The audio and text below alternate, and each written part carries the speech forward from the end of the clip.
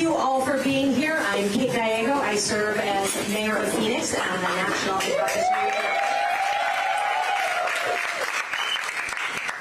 We are going to have a great conversation today, but I did want to start acknowledging a difficult weekend for our country. There is no place for violence in this country ever, as Vice President Harris said.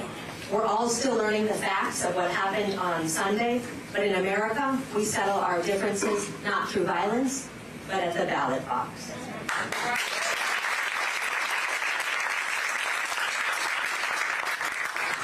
This election is a stark choice between two very different visions, and we'll continue to talk about the ways in which the two candidates' agendas differ.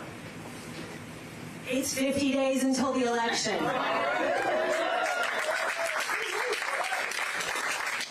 Arizona is key to picking the next president of the United States. We are a battleground state, and we are going to have an important conversation about the differences between the two campaigns.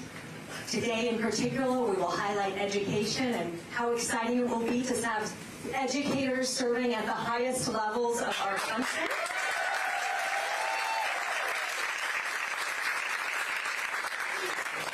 We also want to celebrate the Vice President's opportunity economy agenda. She wants to make sure we all have a chance to achieve our dreams, to meet our needs of our families, and to leave our families better off than when the election began. It's an incredible agenda that the Vice President and Governor Walz has. They will address issues that are so important to us here in Phoenix, including helping build 3 million new homes in our country, helping with homeowners get a first-time tax credits. We also know that they will help small businesses begin. The Vice President proposed a $50,000 small business tax credit to help small businesses grow in Phoenix and throughout our country. Small business is big business, and with the White House at their back, it is incredible to think about what could happen. We will also turn our back, I hope, on a very difficult time in Arizona. We know what it is like to go back to a Civil War era abortion ban in Arizona. And there's no one who was more responsible than Donald Trump, who set out to overturn Roe v. Wade. Many things are on the ballot in Arizona, but abortion is one of the key ones. We will have a very important initiative, but we also know we need to elect people at every level. Education will be very much on the agenda as well. Thank you to everyone here who is working so hard to make sure we elect candidates who support our teachers and who fund our schools. We also have to work on school board bonds and overrides. And there's some great leaders in there.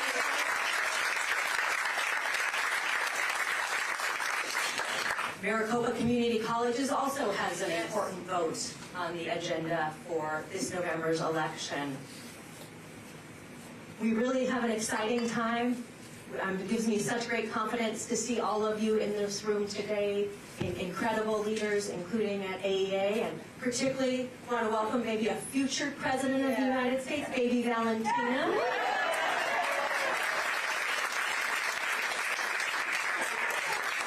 She is about to turn 6 months old, and I think she might be one of our great leaders, but we're doing so much of this work for our kids today to make sure she has great, safe schools and that whatever her dreams are, she can achieve them right here in Arizona. So for all of our kids, we are so thankful to all of you who have joined us today.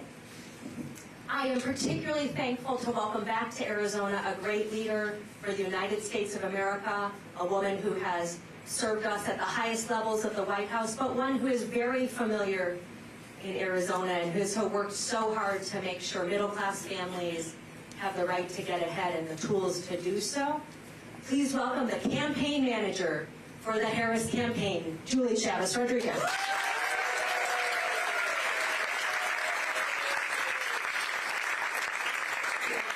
So much, Mayor Gallego, for that warm introduction.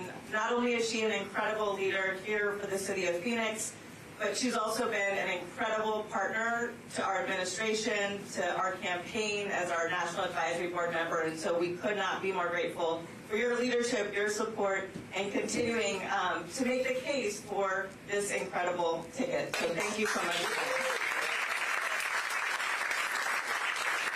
And folks, bienvenidos. Isn't it exciting to be here with our future Second Lady of the United States? And thank you to all of our educators in the room. I can see by your shirts that we have so many here, but mil gracias a todos, maestros que están con nosotros hoy.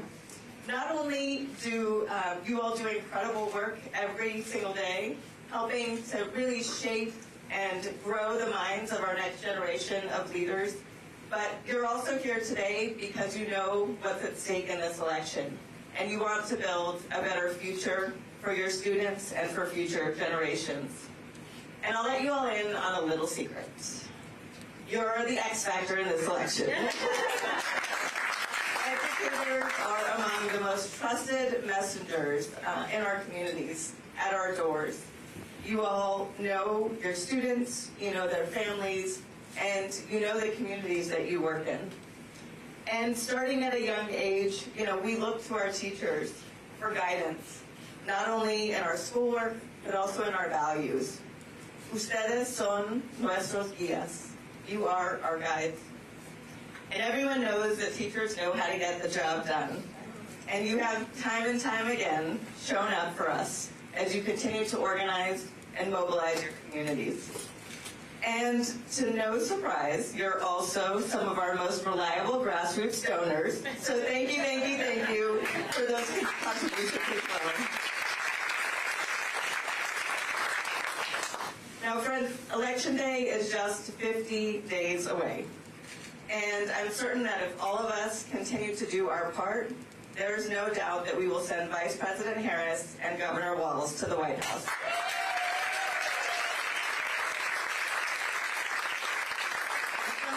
How are you so sure about that? And, I remind them that I know the power of organizing. I was fortunate to grow up alongside my grandfather, Cesar Chavez, who's also from Yuma, Arizona, watching him organize. And so I feel like I've had a master class in organizing. And I used to join him at rallies and in front of supermarkets and in farmers' homes to make sure that, he was helping to make the case for improving their lives. And, when the odds were stacked against him, he had a saying that I think was coined actually here in Arizona, "Si se puede." And it was more than just a mantra for him. It was an attitude. And he helped to show the world what, ordinary farm workers could do if they came together, that they can do extraordinary things.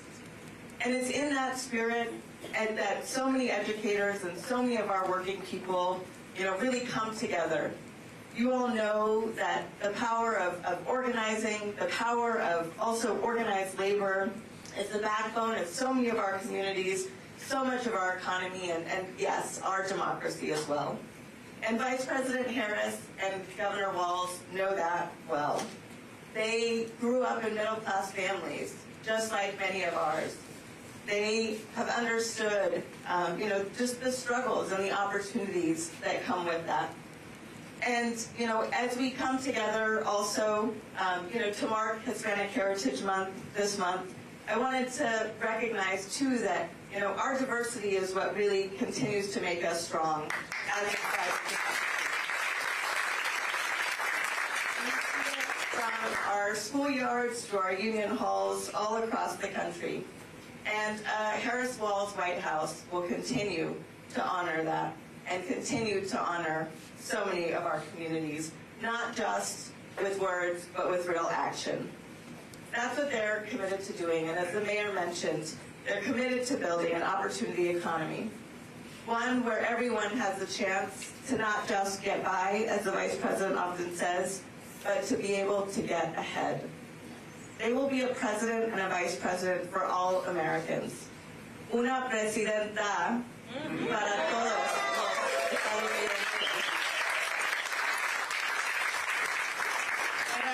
want to sugarcoat the work that we have in front of us. As Vice President Harris says, we are the underdogs in this race. But we know that we can win here in Arizona because we have all of you as part of our campaign team. And as Arizona goes, so goes the nation. Now, with 50 days left, we know it's not going to be easy. But, as we faced odds before, we know that there's no substitute for hard work, for getting out, knocking on doors, making the phone calls, recruiting more volunteers, including our friends and family. Because, as the next president of the United States often reminds us, when we fight, we win. Y cuando luchamos, ganamos. Now, it is my privilege to introduce another fighter to you all. Someone who, like Governor and Mrs. Walz, is a proud educator. Someone who has spent her career in the classroom and with so many educators, but also comes from a family of educators. And how lucky Arizonans are to have her in their corner. Without further ado, I want to invite up Marisol Garcia.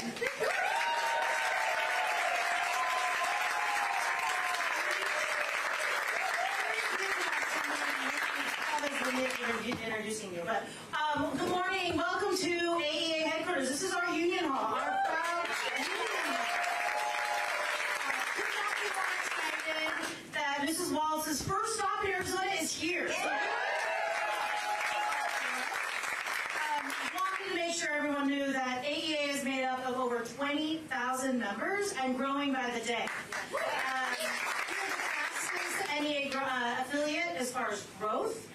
We are committed to that because we really believe that working families deserve worker dignity, they deserve great health care, a say in their workplace, they deserve a salary that allows them to thrive, not just get by. Health care, they deserve to have maternity leave, all these things that we should have. We're the ones who are going to be fighting to continue that. Thank you. Our members are not just classroom teachers, but they're all educators. The folks who are crossing kids down the street to make sure that they get to class on time and that they are safe. Folks making sure that they slow down when they're running in the hallways. The folks who are making sure they have healthy lunches and breakfast. Those are our members. Those are all of our educators. We work together. It can never be done by one person.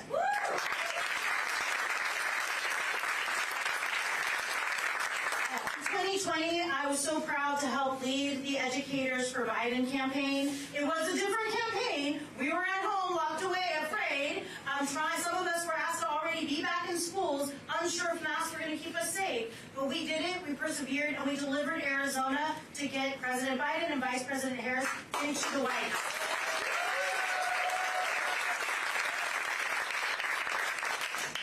I could not be more proud to be able to help to get Vice President Harris elected.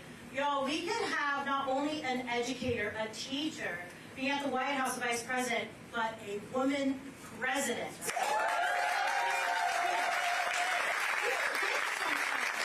I don't, because 80% of our members are women, 80% of our profession are women, but we've never had anyone be president of the United States, and we are this close. And so I do want to say that we are so proud as NEA to support this campaign for the endorsement of both Vice President Harris as well as Governor Walz. We know that their goal is to strengthen working families. We know their goal is to ensure that educators have a path to have a family that they can provide for, to buy homes, to buy cars, to be able to be no longer just scraping by and figuring out how to make things happen. We know what the alternative looks like. We've been through this show before. We would be walking into a rerun of having a Secretary of Education by the name of Betsy DeVos did everything she could to privatize our schools. We know as a chemistry lab for ESA vouchers what could happen across the country because it is happening here in our state. And we know what could happen under Project 2025. The dismantling of the Department of Education, the rollback of being able to help people, student loans that were out of control, and more importantly, taking away the ability for educators to make decisions for our own students. We want to make sure that this November, everyone understands what's on the line. And the only way for us to win is to tell our stories, not on doors. On Saturday, when we showed up to kind of get things set up, I walked in here, there was a local meeting happening. They were launching in Scottsdale, they're launching in Marana, all over the state, in Flagstaff. We had members on their free time knocking on doors to get great school board elections happening, to flip our House and our Senate to make sure that we have majority so that Governor Katie Hobbs can actually sign legislation.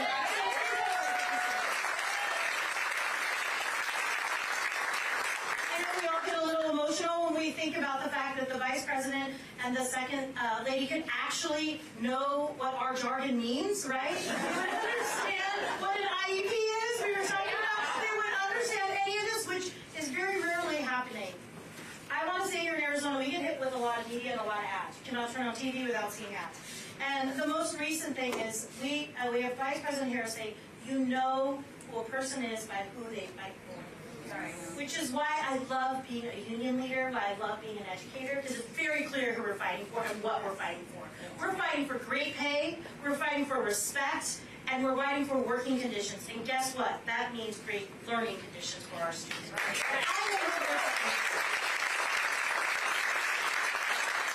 And so it is my great honor and privilege to welcome a fellow educator, NEA union member, First Lady of Minnesota, Gwen Walz, to her first Arizona campaign stop.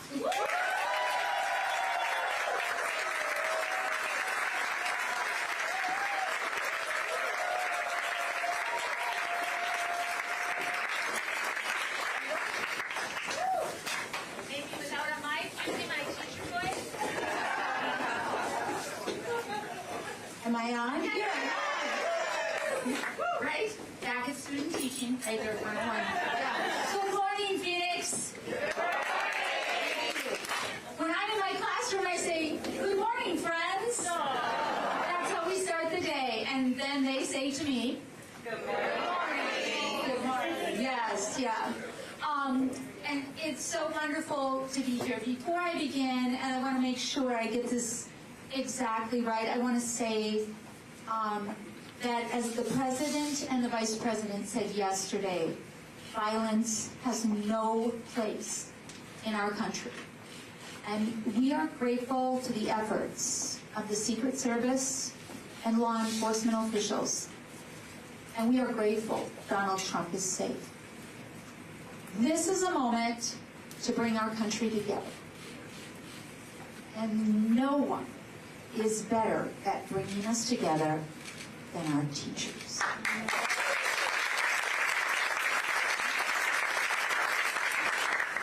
So Marisol, thank you for your kind introduction and for your leadership on behalf of Arizona educators. This is amazing and remarkable, and what a great building and space, and most of all, great energy. Thank you, thank you. And it's great to be here with your wonderful mayor. Thank you also for your great remarks. And with our fearless campaign manager right over there, who you go ahead and answer any text you need, take any phone call you need, because we know you're a busy woman. Julie, thank you. Thank you so much. And thank you to the state elected officials who are here also. I appreciate it. It's great to meet you and great to be here. And of course, it is a thrill to start my day with just a room full of wonderful educators. Yeah. Thank you. It's how I'm used to starting days, and so it's nice. And I am so happy to be here. And also to mark the beginning of Hispanic Heritage Month. Yes. Yep, right? Exciting. That's an opportunity to honor and celebrate the contributions of our Latino friends, family, and neighbors. And it is important. We teachers know the importance of diversity in our classroom. It makes us stronger and better.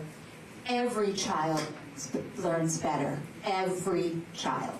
And the fabric of our community, through this diversity, grows stronger.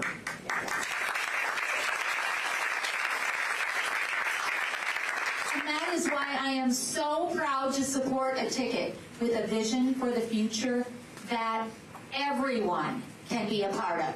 Not just some, but everyone, right? Words matter. That's important. By now you've probably gotten to know a little bit about Vice President Harris, yes, watched convention and such, and maybe about Tim too. Yes. Now I was using a teleprompter the other night, and he was there, and he said, Gwen, in your remarks it says my wonderful husband Tim. Why did you leave wonderful out? I said, well, I won't next time, so I'm adding that in. So if you folks tell him that, okay? But I'd like to take a few moments to introduce myself. Like all of you, I know how it is. You have to wear a lot of different hats, right? Yes. Well, I've kind of interpreted that in my own way, and I say I wear a lot of different shoes. So I like shoes. And so you might wear hats and shoes. I'm a mom, and I'm a sister. I'm a friend. I'm a retired military spouse. And it's the honor of my lifetime to serve right now as the First Lady of my home state of Minnesota.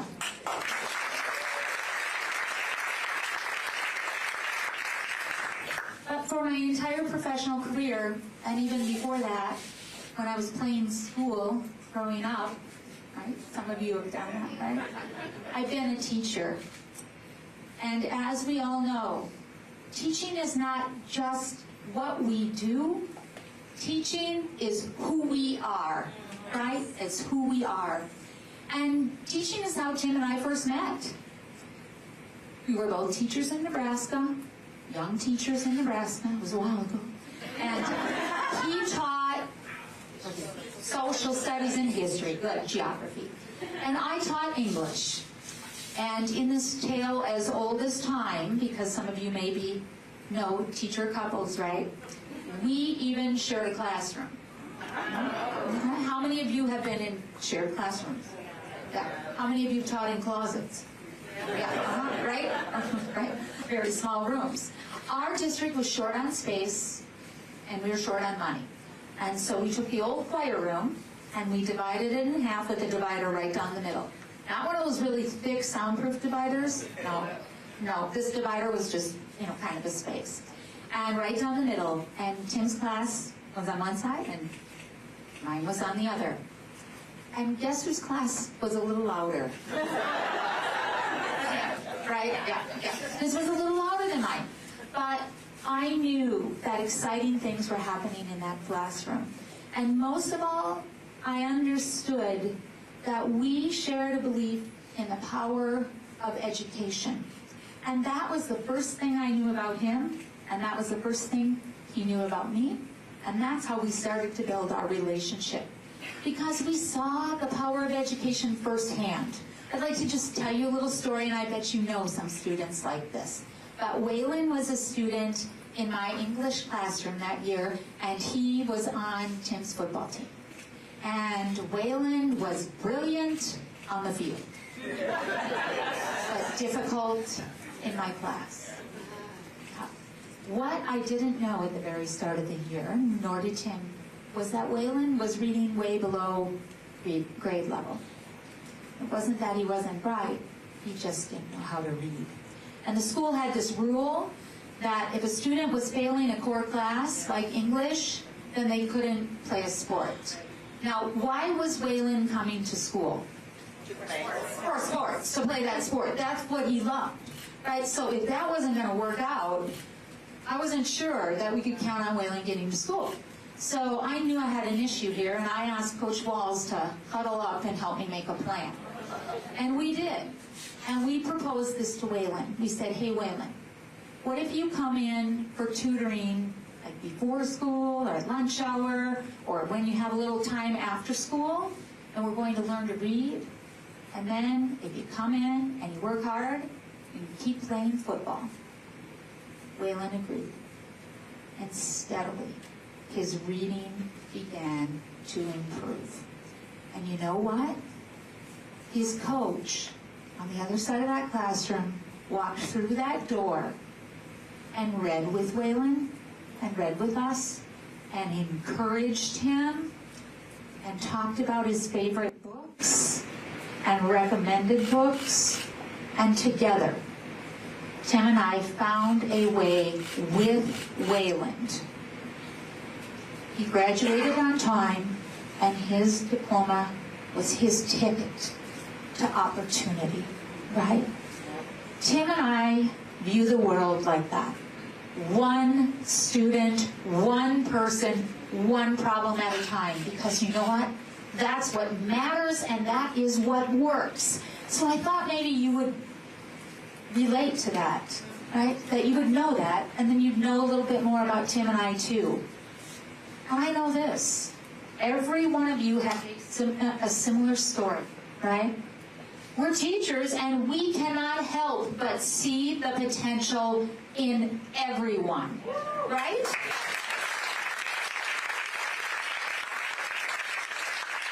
And we want everyone to have a chance to reach it. Not just some kids, but everyone. As I said, English was my given subject, and words matter. I think they matter to all teachers. So when we say everyone, we do not mean some people. We don't even mean only those who vote for us. We mean all of us. We mean everyone. And these are the values that I know Tim and Kamala share. And it is a commitment that they will take with them, that we will take with us to the White House.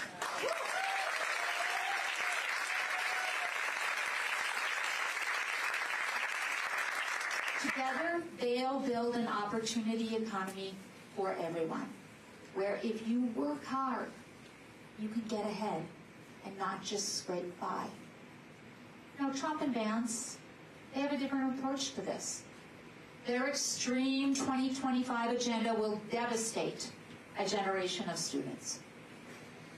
Their plan is to slash public school funding, right? As if we haven't lived that before, right? And they want to tell parents what books their children can read. Shame. Well, I'm just not sure of the recommendations that they could make. Trump and Vance are even pushing for more guns in schools. They tell us that school shootings are just a fact of life. Right? That's a quotation, right? Well, I spent decades in schools and classrooms, and I refuse to accept school shootings as a fact of life.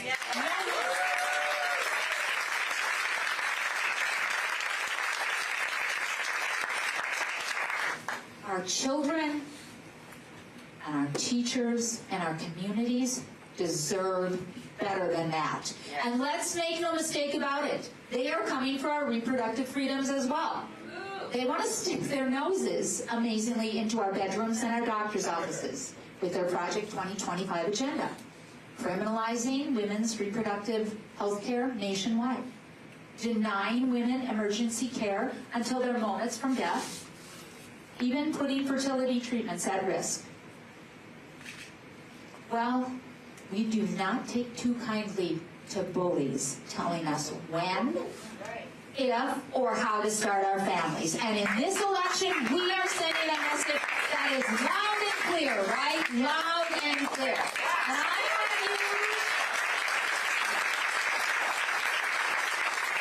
I am going to use, I already have my teacher glasses on. You can put yours on if you need to, but I'm going to use my stern teacher voice for this. And then I'm going to ask you to use your stern teacher voice after. Okay, so here's my stern teacher voice.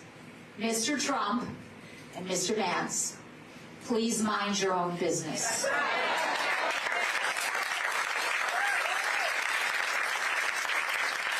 Now, we're teachers, so we're going to say please. But I'm going to ask you to say this with me. If you need to put your teacher glasses on, right, you can do it. It's better if they go down on your nose, right?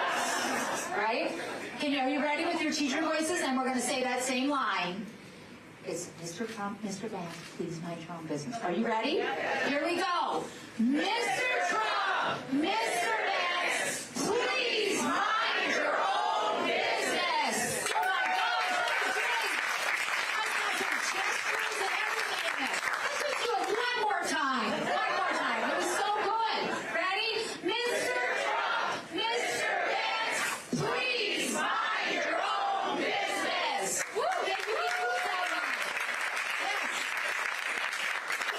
election is starting to feel just like a new school year. And we teachers know that feeling, right? I know. We wander around in those school supply aisles. I know we are, right? Yeah, long before school begins. There's excitement at the beginning. Even further, there are possibilities. And there's hope every single year because it is a fresh start.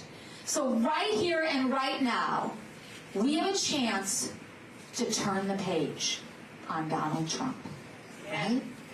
And what happens when we turn the page? Well, it's exciting because we have a new way forward. Now, I watched that debate. Did anybody watch the debate? Yes. And I loved it when Vice President Harris did the turn the page thing. Did you all see her do that? She turned the page. I liked that. And so I thought, turn the page. That works for teachers.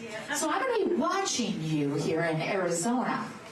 And our signal is going to be from Vice President Harris, and we're going to turn the page. Okay? Can you all turn the page with me? We are turning the page. Teachers know how to turn that page, right? When we are out door knocking, we are turning the page. When we are making calls, we are turning the page. When we are recruiting volunteers, we are turning the page. We are turning the page, right? And what else does this page turn look like? Bye-bye. Bye-bye, Mr. Trump. And see you later, Mr. Vance, right? So we are turning the page and we are waving goodbye. Can you do that, Arizona? Yes, let's turn the page. Turn the page with me. Come on, one more time. Turn the page. I think you all have it. They say 5 times for adult learners. We got it. We choose that new way forward for you, for me, for our children, for our whole country, our friends, neighbors, community, all of us that are doing this together. Now, my mom is a retired PE teacher. You might know this about me. Both my parents are teachers. I have 3 sisters, 2 of whom are teachers. Yeah. One's a doctor, and my parents wonder where they failed. But every family could use a doctor, too, we told them. So, yeah. But my mom's a retired PE teacher, and she's about 86. And my mom still substitutes on occasion. She's a church organist and teaches piano lessons. So even though you don't know my mom, you all know my mom. Right? You know my mom. And she would always say to me growing up, Gwen, you have to do the work that's in front of you. And when I was growing up, I thought that meant the dishes or something, or maybe my homework, right? But I soon came to understand what that meant. And it was much deeper and broader and more significant than that. It was seeing with my own eyes what that work was with what was in front of me. And that has allowed me to step into all kinds of work throughout my life. It's part of why I love teaching, right? And it's with my community. And it's what brought Tim and I to this race, to us. It is asking us, each one of us, to do the work that we have to do. And it is asking us to bring our time and our talents and our energy and all that we can to that work. It's thoughtful, but it's also actionable. And we need both of those things in this race right now. So now I know the work that is in front of us every single day. And that's why I got up super early, got on that Delta flight, and flew right here to spend the day with you in Arizona. Because I wanted to thank you for being part of that work in front of us. And I wanted you to know that I'm doing that work with you. And I want you to know Tim is doing this work with you.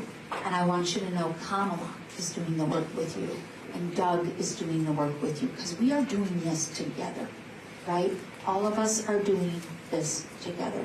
But I am asking you, and I know it's hard because you have a lot on your plates, I'm asking you to try to do even more. I'm trying to do even more.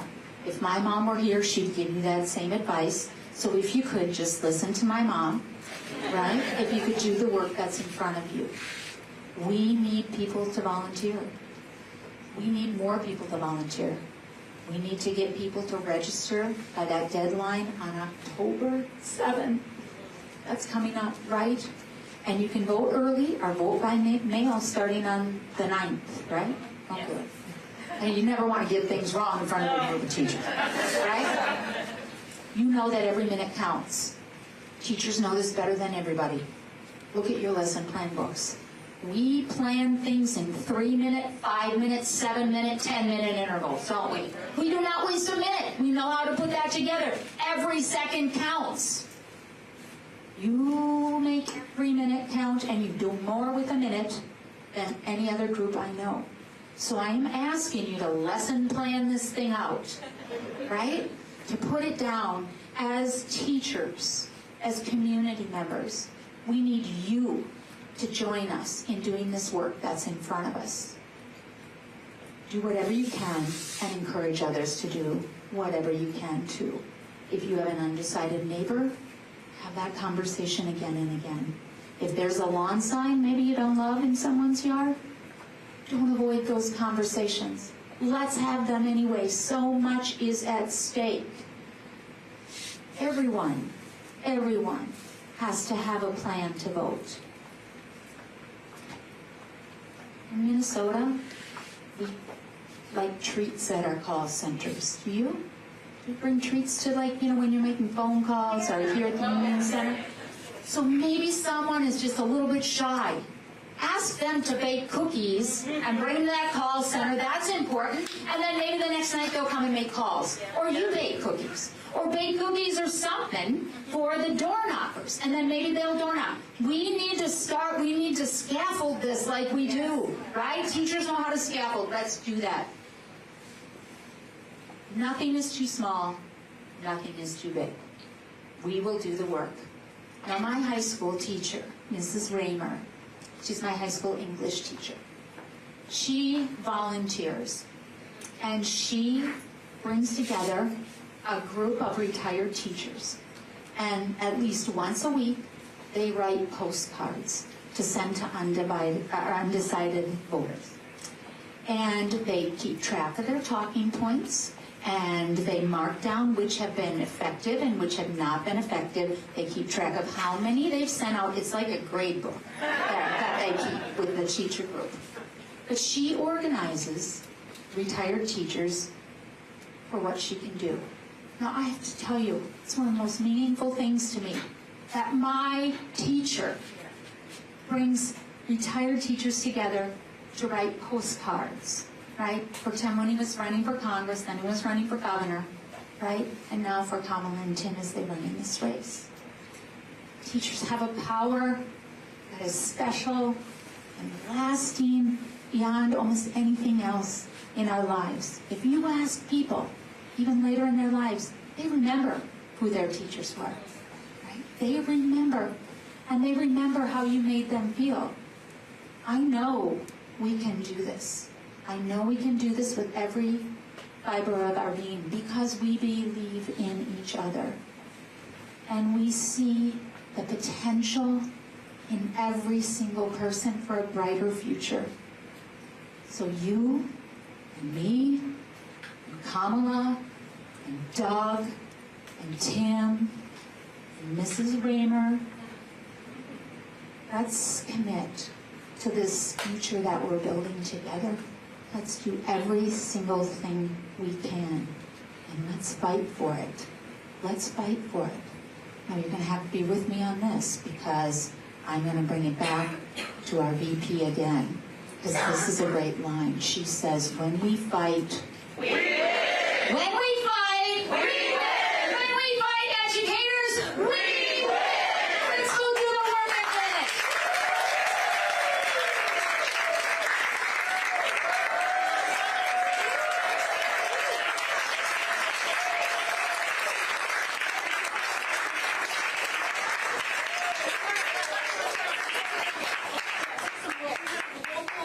So you have a seat. She's going to come say hi real quick. I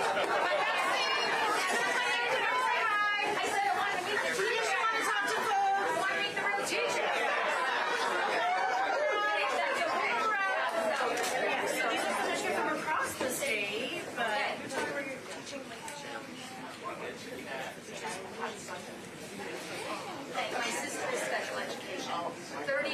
course. So, yeah, thank you. Yeah. Yes. Melanie Cobo. For your educator and I'm organizing for Done your time. Yeah.